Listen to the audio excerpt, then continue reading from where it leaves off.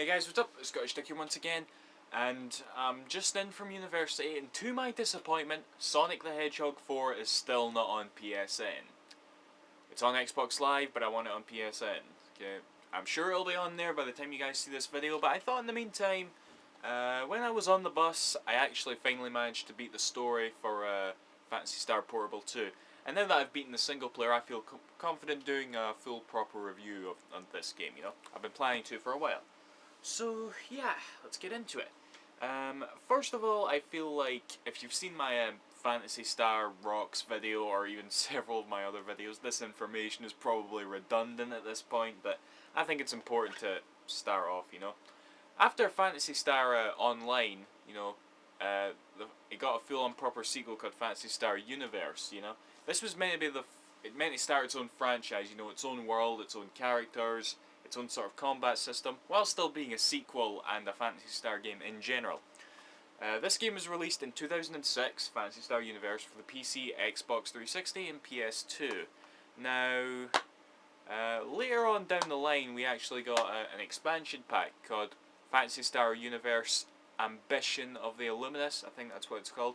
And I don't actually own this game, but apparently it does have its own story mode and one or two new characters and all that, and most importantly, new levels, you know, because obviously it was an expansion pack of this game. You can actually download that expansion pack for free on Xbox Live, but it doesn't contain the single player, which is quite disappointing. So I'll probably be picking it up on the PS2 at some point. But regardless, you know, that's the expansion pack and was primarily the next game in the Universe series. Then they released Phantasy Star Portable. Now, this right here, it all boils down to a port, really. It had the same characters, the same levels as Phantasy Star Universe. It also had some levels in here that weren't in Phantasy Star Universe. Now, I don't know if this is concrete or not, because I haven't played the game, but I'm assuming that the levels in this game that I never played before were the levels that came with Ambition of the Illuminous. You know, there's not really that any new content in terms of levels to have in this game. So yeah, as it boils down, it was a port, yet also an expansion pack, since it forwarded the story a little bit.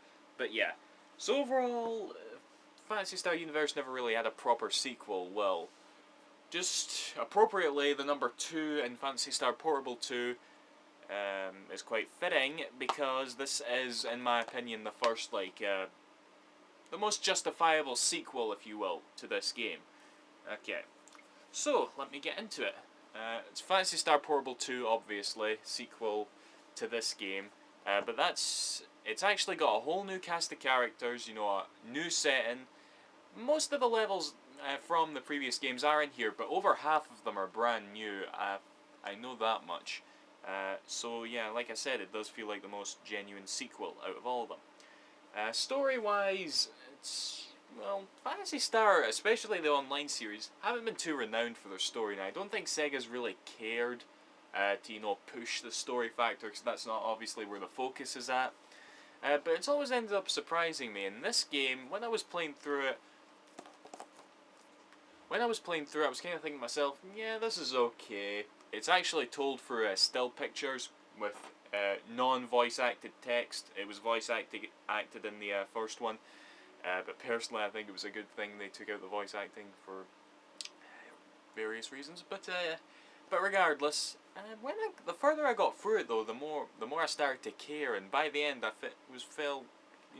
had a really satisfied feeling towards it. I mean, the characters are really good, you know, a whole new cast of characters, all of them likeable, well designed, I really like them. And there's a lot of unpredictable twists to the plot that you don't really see coming. And yeah, like most things in the Phantasy Star Universe series, the story kind of surprised me. Phantasy Star's never really dwelled deep enough to match up to any, say, Final Fantasy game. But what's here is still really good regardless, and you will want to see it to the end. Like I said, the characters are really good, and the setting is awesome. So yeah, props up for the story, really. Okay, now, if you've played any of the Phantasy Star Universe games, you'll know how they play. I don't know if I should get into it here, since probably a lot of people have played them at this point. But I just want to point out a couple of things about this. They actually made a couple of refinements, and considering we had an expansion pack and an expansion pack plus support. The fact that these refinements were not implemented sooner kind of baffles me. For starters, you can actually block. You couldn't block in the other games. You can just hold down the R button on the PSP, block right away, and yeah, you could never do that. Also, you can dodge by pressing X, and you know your character will just dodge. And these buttons have always been free, so I have no idea. I really am dumbfounded about the fact that Sega didn't implement this earlier, because these two little things add a lot to the combat. You know, makes it a lot more skill based rather than you know, the fact that you're a high level and whatnot. And overall, it makes it a lot more fun, especially when it's like in the harder levels. There's a lot of different levels of difficulty throughout certain missions and whatnot. A couple other refinements they've made is upgrading your weapons in these games was always a bit of a chore, because you had to unequip them from your palette, you had to make sure you were in the right shop that made it, you had to pay a certain amount, and there was always a chance of failure. Well, in this game, they got rid of all that and simplified it. You just get your weapon, you pay a little money, and boom, it's upgraded. Simple as that. And it just took a whole weight off your shoulders and felt like you were actually making progress, in my opinion. I just could not get my head wrapped around the weapon synthesis system in the previous games. It was just too much. Let's see, what else? Another thing worth pointing out, actually, the online multiplayer, okay? Now, this has always been the whole point of the Phantasy Star games since they, you know, started on the Dreamcast. Now, Phantasy Star Universe, it had a decent online, apparently. I've never been on it. Why have I never been on it? Because it required a subscription fee, as it says there. And I don't really see why you justify a subscription fee for a game like that. Obviously, it's a lot of fun, but it's not really, you know, high maintenance as, say, your typical MMORPG. So, I don't know. It seemed a bit of a lame move to me.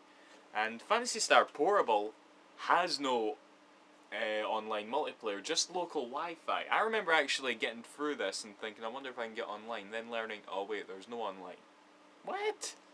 It just seems like a real big missed opportunity, it really does.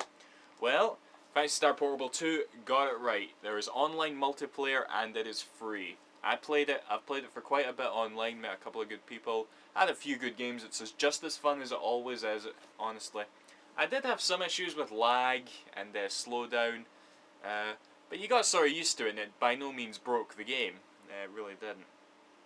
But yeah, gameplay-wise, I'm really satisfied, you know. Obviously, it is highly repetitive. All the games have always had this sort of nature, since they are, in theory, MMORPGs. But,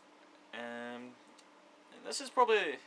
I've said this before, but this is the most single-player oriented one, I'd say. I said that for Phantasy Star Universe in one of my previous videos, I can't begin to remember. But this one's a lot better to play by yourself thanks to the good story and much more improved combat. And, you know, all round it's just a lot more fun to play. There's a lot of replay value as well, you know, lots of side quests, like I said earlier, multiple levels of difficulty. Just trying to think if I not missed anything out. There's a really good level up system that gets really addicting later on, when you're trying to get your class leveled up as well as your character's level. Yeah, there is an awful lot to collect and do, basically. If you can get into the game, you'll be at it for months and months. You really will. Right, what else have we to talk about? I'll talk about the presentation a little, I suppose. Now, Phantasy Star Universe on the 360 was also on the PS2, and I don't know if that's why it's sort of lacking visually, but it is. And Phantasy Star Portable 2, even though it does slow down at times when there's lots and lots of enemies on screen, it still looks really pretty. You know, it's nice and colourful. Like I said before, the characters are really vibrant and instantly recognisable. I just really like how the characters were designed in this game. I thought it was really good. But yeah, one little thing I noticed, by the way, is that when you go into a new environment, you know, as in new to this game, since half the maps in the game are taken from Phantasy Star Universe and all the other games, it kind of feels like you're going from two different games. That's just a really minor nitpick and is by no means a bad thing. I'm just saying you'll be in, like, it seems like they had sort of a new art direction, so to speak, with this game, so you can sort of tell when an area is new to this and when it's an old area. Like I said, just a weird thing I wanted to point out, just a sort of issue I had. Well, not really an issue, but anyway. So yeah, was there anything else I want to talk about? I think I've covered everything I wanted. Overall, this is a really, really good game. You know, it is probably my favourite Phantasy Star in the online series. I don't know if it beats Phantasy Star Online. This probably will go down as my favourite actually, because I've had a chance to experience the online in this game. You know, it's the first time in the series because I never got to experience it on the Dreamcast, and I don't want to pay for Phantasy Star Universe. So this was a good experience for me. It really was. You know, as a Phantasy Star fan, and even if you've never played a Phantasy Star game before, this is a good place to start. It really is, because like I said, all the new characters. They do talk about the older games at times, but it's not in too major. It'll only intrigue you to maybe try out the other games.